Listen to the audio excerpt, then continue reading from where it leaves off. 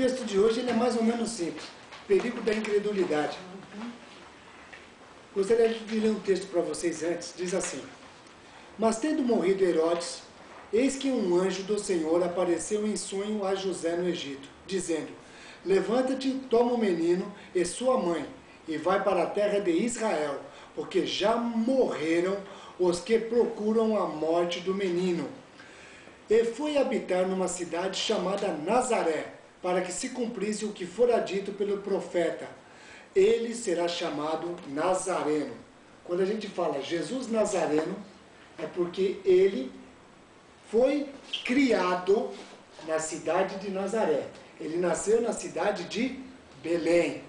De Belém, Herodes resolveu fazer um morticídio, matar todas as crianças abaixo de 2 anos. Aí Jesus foi convidado a ir para o Egito. E aí nós lemos o texto. No Egito, um anjo apareceu e falou: José, Maria, catem o menino e voltem para Israel. E agora a gente vai ler o texto de hoje. Vamos ver o que acontece anos depois que Jesus resolveu voltar para a terra que ele tinha nascido. Olha o que acontece. Vamos lá. O livro vai ser de Mateus 13, os versículos 54 a 58. Okay. E chegando à sua terra, ensinava o povo na sinagoga, de modo que este se maravilhava e dizia: de onde lhe vem esta sabedoria e estes poderes milagrosos? Não é este o filho do carpinteiro, e não se chama sua mãe Maria, e seus irmãos Tiago, José, Simão e Judas? E não estão entre nós todas as suas irmãs? De onde lhe vem, pois, tudo isto? E escandalizavam-se dele. Jesus, porém, lhes dizia: um profeta não fica sem honra, senão na sua terra e na sua própria casa. E não fez ali muitos milagres, por causa da incredulidade deles. O texto que a gente vai tratar hoje fala-se do perigo da incredulidade. Jesus era uma pessoa extremamente de fácil acesso para se conversar. Ele conversava com todos que chegavam perto dele, ele não tinha nenhuma dificuldade em conversar. E ele chegava, conversava e falava tudo o que ele pensava. E esse momento que acabamos de ler foi a última vez que Jesus colocou o pé na terra natal dele. E ele entrou na terra dele, cegou, e ele fez o que era de costume. Chegou o sábado, ou seja, sexta-feira à noite, ele resolveu falar do amor de Jesus. E ele começou a falar do amor dele, do amor do pai dele, e falava, e falava, e falava, e algumas curas aconteciam. Aqui no livro de Mateus, Mateus não fala isso, mas o livro de Marcos, ele tem o mesmo texto que Mateus, só que ele acrescenta a palavra, e ele curava pessoas. Só que ele não conseguia fazer milagres. Curar é uma coisa, fazer milagres é outra coisa. Jesus curava. Então uma pessoa, estou com dor de cabeça, Jesus curava. Ah, eu preciso de um rim novo, isso é milagre. Jesus podia dar um rim novo. Mas as pessoas que estavam lá começaram a se preocupar ou lembrar a infância. Mas eu conheço esse rapaz, eu conheço ele. Ele corria aqui pelas cidades de Nazaré. Ele andava por aqui e agora ele está falando do amor de Deus, mas espera um pouquinho. O pai dele era um carpinteiro. Então ele também de ofício é carpinteiro. Ele vem da linhagem de Judá. Então ele não pode ser um sacerdote. E ele fala do amor de Deus com propriedade. A mãe dele chama Maria. Os irmãos dele, vocês viram a quantidade de irmãos, estão aqui conosco. E as irmãs também estão no nosso meio.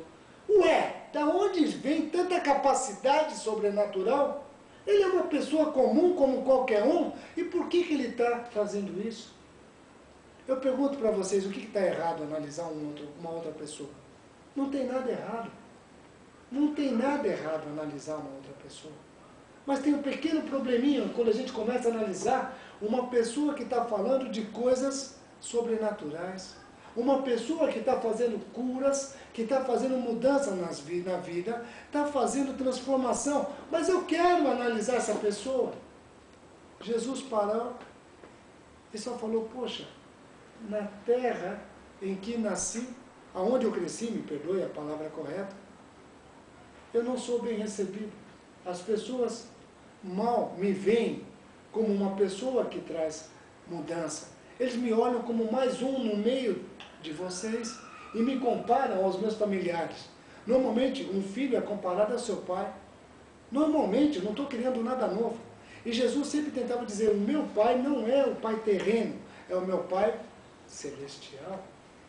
O meu pai terreno foi o que me cuidou, mas eu sou filho do pai celestial. E eu sou a cópia do meu pai celestial. Mas eles não conseguiam enxergar essa verdade. Só conseguiam enxergar a família dele e ver o que estava acontecendo. Aí nós dizemos, será que eu posso cometer esse erro hoje?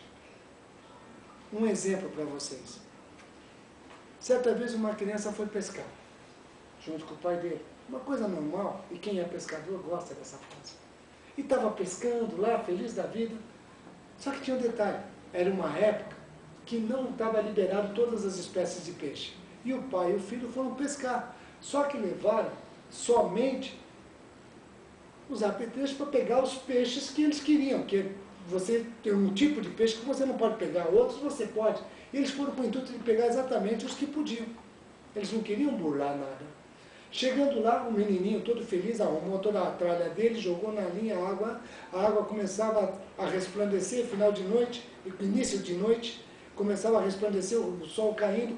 O resultado da história, ele fisgou um bom peixe, porque a vara envergou. E o pai dele só ficou todo feliz olhando o que o filho fazia. E o filho fazia a parte dele. O que ele fazia? Trazia aquele peixe para a terra. E quando ele chegou perto do peixe, ele viu que era um peixe muito grande. Um peixe fora das dimensões que ele mesmo esperava que fosse.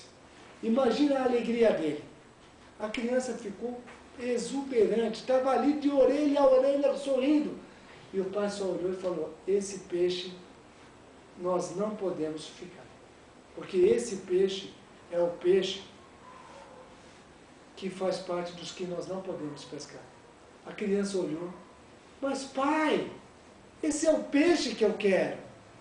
Falou, não, esse peixe não nos pertence. O filhinho olhou em volta e falou, mas não tem ninguém. A gente está numa ilha, só está a gente, quem vai saber? O pai não respondeu mais nada, só manteve firme o olhar na criança. Só manteve firme o olhar.